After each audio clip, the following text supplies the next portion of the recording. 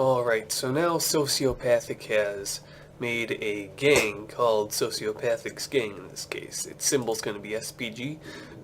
His gang, the public float, he decided to put in 5 mil into the public float. So, because HSC allows you to keep, the gang to keep 30% of everything in the public float, and Sociopathic has 2 people in this gang, that means Sociopathic is going to be getting 15% of the public float, which is 5 million. So 15% of 5 million is 750,000. So Socio has 750,000 shares of his gang, and the entry he entered at 3. So he has 750,000 shares at 3.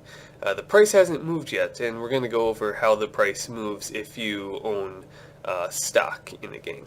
So, it moves just like the regular market does. So, a quick lesson here. Basically, how prices move in the market is there are bidders who are buying the stock, and there are askers who are selling the stock.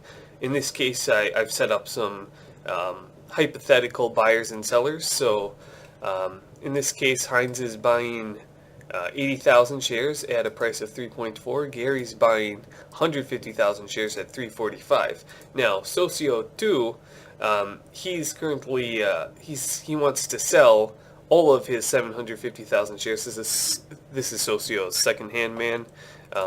He wants to sell all of them at 3.33. Now, Socio, he doesn't want to. He wants to sell all of his shares too, and he wants to get rid of them fairly fast. So in order to do that, if he wants to sell to Gary for 3.45, he can't do that before he sells to Heinz. You can't skip over a guy in the ladder. You have to sell to the guy who's highest up on the scale. So if there's a guy here buying shares at 3.25, Socio would have to sell to him first. In this case, though, he's going to sell 80,000 to Heinz. So what would happen is, if Socio wanted to sell, he would ask me where the closest buyer is, and he would say, I want to sell to that buyer. In this case, he's going to be selling to Heinz. Now, Socio has 750,000 shares, and Heinz only wants to buy 80,000 shares. So in this case, Socio would not be able to sell all 750,000 shares he possesses. What would happen is I would have to calculate exactly how much Socio would be making based on only selling 80,000 shares. And that's what I'm going to be doing right now. I'll come back after I have that calculated. So now Socio has sold all of his shares, or 80,000, excuse me, of his shares to Heinz at 3.4, and Socio has made 32K, and now Heinz has 80,000 shares at 3.4. This is exactly how the real life market works, and I tried to replicate that pretty well here. I think this is fairly accurate of how things actually happen. And for the price to go up more, Gary would have to buy 150,000 shares from someone else. Now, if Heinz wanted to get rid of his shares and sell them to Gary right away for 5-cent profit per share, he could simply go over it here, sell 80,000 at 3.45, and then that would just subtract 80,000 from Gary's 150,000 bid. So now Gary would be getting what is that? He would still need to buy 70,000 shares for the price to continue down more, but Heinz just made a 5-cent profit on 80,000 shares, which is a fair amount of money. I can't calculate that right out of my head.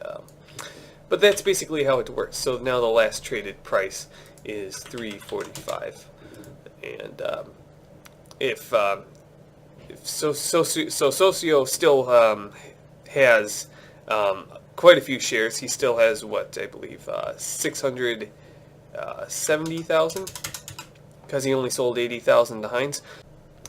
So now you can see that the last traded price is 345, and this right here is linked to Socio's account. So you can see 345. I can change the last price here to anything, say 350, and now it's been updated to 350 in the current price. So because Socio has 670,000 shares left, every time the price moves $1, he will make or lose $670,000. You can see his profit just automatically recalculates every time the price moves. So if I go back here, let's say the last traded price is 345 again. Now Socio has a 301.5k profit, and that's all if he sold all of his shares at that price. You'd be hard pressed to find a guy that wants to invest. I mean, someone would have to buy 2 mil worth of shares at that price for him to sell everything. So there are great advantages to this, obviously. One is you paid almost nothing. You're not risking any of your personal capital on this. This is all your gang fund. So Socio has $2 million worth of shares, but that's not from his own bank account. So he's not technically risking anything. And he's not risking anything, and he could possibly make 301k here. That's what's nice about this. The other thing is there's no regulations as of yet. We'll see what Olympus staff does to this, but right now the price can move extremely fast too. This could go to 6, let's say it goes to 6, because there aren't that many traders, and that means the spread, the difference between the traders is going to be large. So if the price goes to 6, Socio's already up 2 mil on this. That's the advantages to this, and likewise it could also go down too. It could go down to, let's say, like 2 or 1 even. Let's say it goes down to 1.5. Now Socio's down 1 mil, but that's none of his personal money, so he hasn't really lost much. It's just coming out of his gang funds, as it were. It's just gang funds that he won't be able to recover. That's about that's how this mainly works. There's another way to make money, but that isn't actually shown via my spreadsheet here. That's in the Word document. It's kind of tough to figure out, but it's the best way to make money with your gang IPO. I believe that's specified on page 3 and 4 of the gang IPO guide.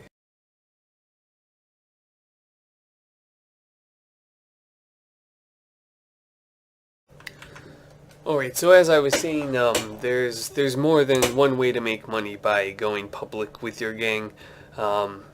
I detail this at the bottom of page 2 in the complete guide to gang IPO Word document, but I thought it would be best for me to make an example because this is sort of confusing.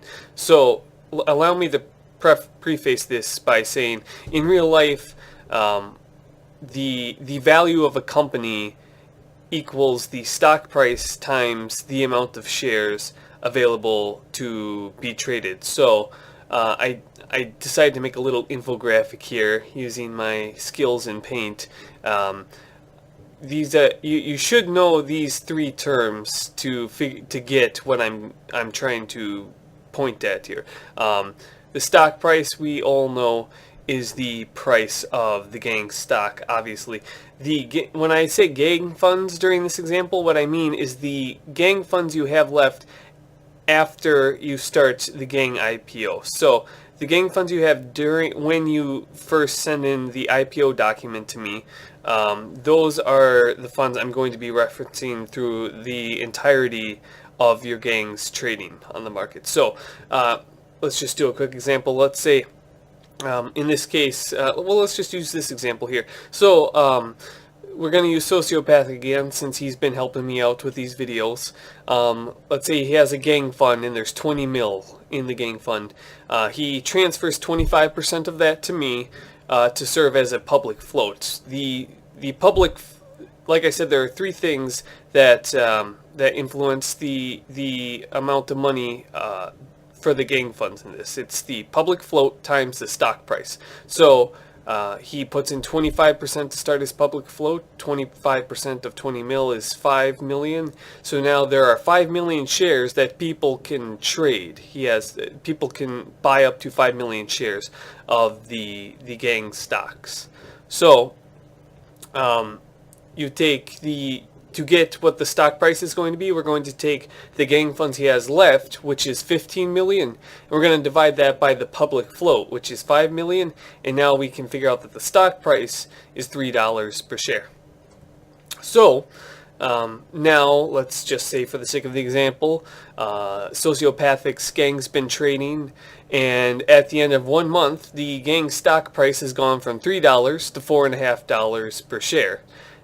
Now I'm still going to be referencing the initial gang funds from 1 month ago, right here at the beginning. I don't care if the gang adds money, like let's say Socio adds 10 mil to his gang funds while this is happening and they go up to 25 mil, I don't care. I'm not looking at that, I'm looking at the original 15 mil. I don't care what he adds after that. Okay, so now the stock price is $4.50 per share. We have to use the equation again up here at the top. Gang funds equals public float times stock price. So 4.5, which is the stock price, times the public float, which is 5 million, is going to be 22.5 million. Now, remember last month, Socio's initial gang funds is 15 million. So now what we are going to do is we're going to take 22.5 million, which is what they should be, and subtract the 15 million, which was the initial amount invested, and that is going to be 7.5 million. So basically what is going to happen is at the end of the month, I'm going to do this at the end of every month, and I'm going to transfer whatever has to be transferred based on that equation. It's always going to be it's always going to be stock price times public float minus the initial gang fund investment equals how much money is going to be transferred to your gang at the end of the month. So in this case, since again the initial investment was 15 mil and stock price times public float equals 22.5 mil, I'm going to transfer 7.5 million to Socio, okay? Because we need, at the end of every month, we need to keep the equation true instead of false. If the price went to 4.5 and we multiply, if the price went to 4.5 and I didn't change it, then the equation would be false. Okay, we gotta. The whole point of this is to try and keep it sort of realistic to how it works in real life, and this is how a company would make money in real life off the market too, or at least one way. So nearing the end of this video, if we go to, let's say, the end of the second month, let's say this goes on for 2 months, we can find that we see that in this example, Socio's share price, the stock price, went from $4.50 a share to $3.75 per share. So this means the stock price went down, and we have to recalculate now. So once again, 3.75 times the public float. The public float never changes. That's always 5 mil. 3.75 times 5 mil is going to be 18.75 mil. Last month, okay, at the end of last month, after I transferred everything, Socio's gang had 22.5 mil. Now it's 18.75 mil, which means he is going to owe me money now. So this goes both ways, obviously. If this was just a one-way thing, I would lose all the money and everyone would be doing this. This way it's fair for both sides. So that means that now Socio has to transfer 3.75 mil to me. And unfortunately, the only way I can enforce this, because if I don't enforce this somehow, there's going to be scammers trying to say, you know what, I'm just not going to pay you, Heinz. I have to have some way to enforce this. So basically, if a gang says, you know what, I'm just not going to pay you, Heinz, I'm not going to pay you 3.75 mil in this case, I would just liquidate all their positions and keep all of the money that's theirs in my bank. That seems pretty fair to me. This seems to be the best way to hold them up to a gang to its word, and that's just a stupid thing to do. I mean, let's say you owe me 3.75 mil this time. I mean, you just made 7.5 mil last month. What's to say it's not going to go up next month? I mean, trying to scam me to keep a small amount of money, in the long run, it doesn't make sense, because in the long run, you can make a lot more money too. It can go both ways, but you're threatening a great opportunity here. Additionally, if you do that, I'm just not going to let you trade with me again or do this again. So it's, no matter what you think of Heinz Securities and equities, there is a nice opportunity to be making money on the side here with this. Hopefully, this example sort of clears it up. I really can't do any more example-wise. I also described this in my complete guide to gang IPO Word document. So if you have any more questions, please let me know. I'll try to clarify them on a one-to-one basis.